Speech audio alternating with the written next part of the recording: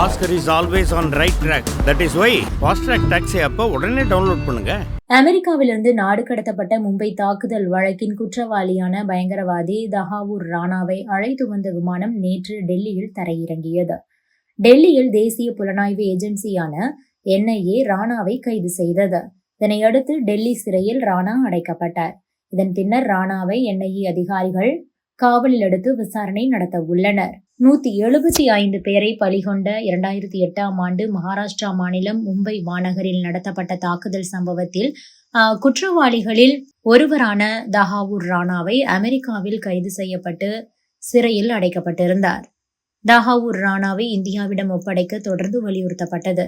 அண்மையில் அமெரிக்கா சென்ற பிரதமர் மோடி அதிபர் டிரம்பிடம் வலியுறுத்தினார். இதனைத் தொடர்ந்து அமெரிக்க நீதிமன்ற உத்தரவுப்படி ராணா அமெரிக்காவிலிருந்து இந்தியாவுக்கு நாடு கடத்தப்பட்டார். இதனை அடுத்து டெல்லியில் உச்சக்கட்ட பாதுகாப்பு ஏற்பாடுகள் செய்யப்பட்டிருந்தன.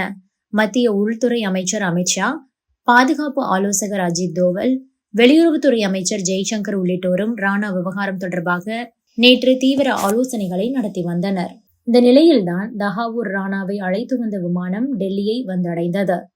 டெல்லி விமான நிலையத்தில் தஹாவூர் ராணாவை NIA அதிகாரிகள் கைது செய்தனர். இதனைத் தொடர்ந்து டெல்லி திகார் சிறையில் ராணா அடைக்கப்பட்டார். சிறையில் அடைக்கப்பட்ட ராணாவை NIA அதிகாரிகள் காவலில் எடுத்து விசாரிக்க உள்ளனர்.